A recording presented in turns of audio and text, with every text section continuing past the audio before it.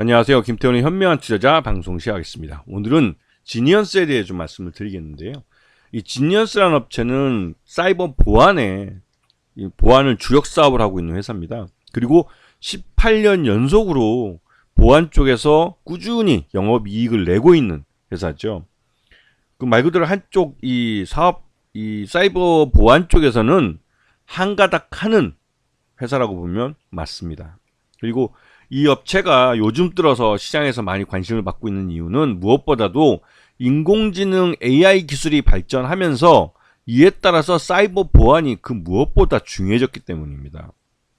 이 사이버 보안이 요즘 뭐 작년인가요? 그때 뭐 기아차 미국 법인이 해킹을 당해서 뭐 보유하고 있는 그 데이터들을 대부분 다 암호화돼 버린 바람에 그런 그 랜섬웨어 업체들, 랜섬웨어 그 사이버 범죄죠 하는 애들한테 돈을 주고 뭐 이 푸는 그 암호 키를 받았다는 등 뭐 이런 말들이 막 시장에 막 떠돌았었죠. 그때 그 이런 대기업들을 대상으로 해서 랜섬웨어 업체 그 범인들이 이런 그 암호화 기술을 이용해서 이제 그 데이터들의 암호를 걸어버리면 이런 대기업들은 더 이상 일을 할 수가 없어요.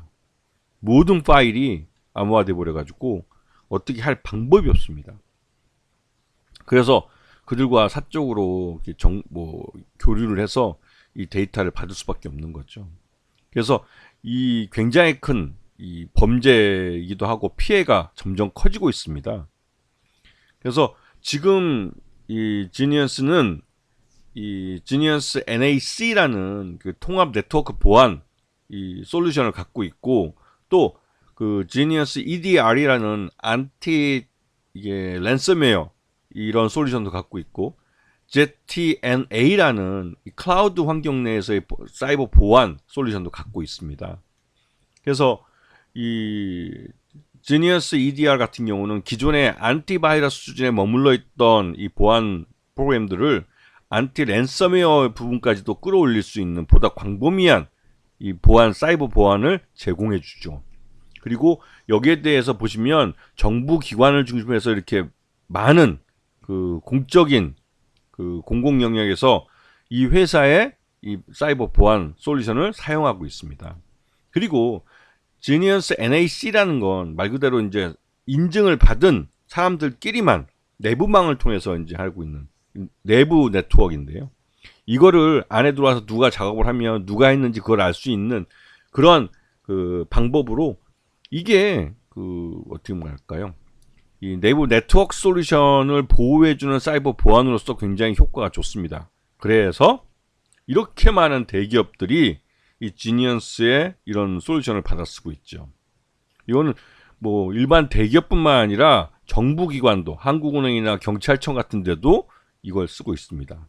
그리고 지금 작년 2023년 3분기까지 해서 볼 때 전체 네트워크 그러니까 전체 매출액 중에 79.28% 거의 80% 가까이가 이런 그 솔루션들을 판매해서 걸어들인 수익이고 나머지 20%는 이 유지보수에서 나오는 그런 매출이었습니다. 그래서 작년 매출을 보게 되면 428억으로 매출 외형은 11.5% 전년보다 성장을 했고 영업이익은 재작년보다 6.5% 감소하는 모습을 보였죠. 그래도 64억 영업이익을 내고 있고 당기순이익도 62억 정도 순이익을 내고 있습니다.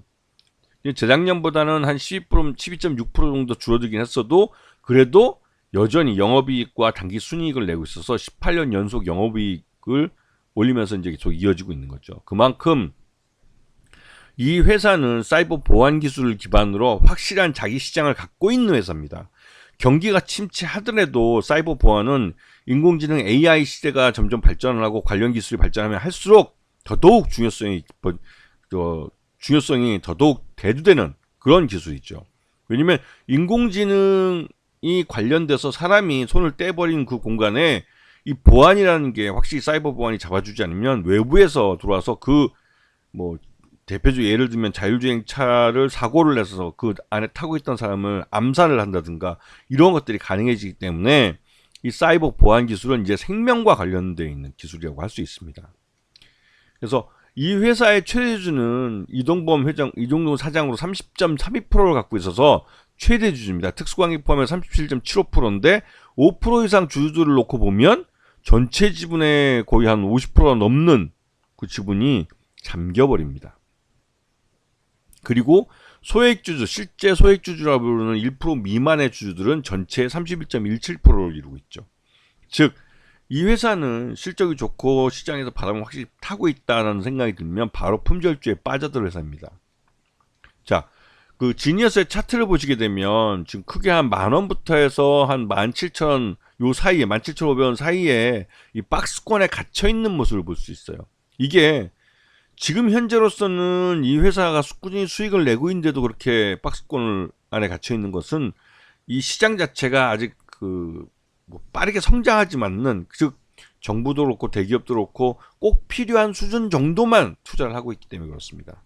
그래서 지니어스의 지난해 실적을 기준으로 봤을 때 적정 주가는 13,000원 정도로 평가되고 있기 때문에 지금 주가는 그거보다 밑으로 더 내려가 있는, 즉 그래서 이제 다시 또 회복될 가능성이 높은 그 주가대에 있는 거죠. 그리고 지니어스는 앞으로 M&A와 기업가치 제고 정책을 통해서 이 주가도 관리하려는 그 그러니까 의도를 드러내고 있습니다. 특히나 이제 M&A 같은 경우는 기존 사업과 시너지를 낼 수 있는 쪽일 수도 있고 아니면 사업 다각화가 될 수 있기 때문에 말 그대로 지니어스에게는 한 단계 더 성장할 수 있는 기회를 줄 수도 있는 거고, 또 기업 가치 제고 정책 해가지고 자사주 취득과 소각 등을 하게 되면 최대 주주뿐만 아니라 일반 투자들도 되게 좋기 때문에 이 회사는 그렇게 할 수 있는 능력을 갖고 있는 회사입니다. 매년 꾸준히 영업이익을 내고 있기 때문에 가능한 것이기 때문에 지니어스에 대해서 시장 내에서 그렇게 많이 알려져 있지 않은 종목이긴 하지만 이 회사는 그럴 살만한 가치가 있는 회사가 될 가능성이 높은 종목이라는 걸 기억해 주셔야 되는 거죠. 이게 다 인공지능 AI 때문에 그렇습니다. 자, 오늘 방송 여기서 마치겠습니다. 감사합니다.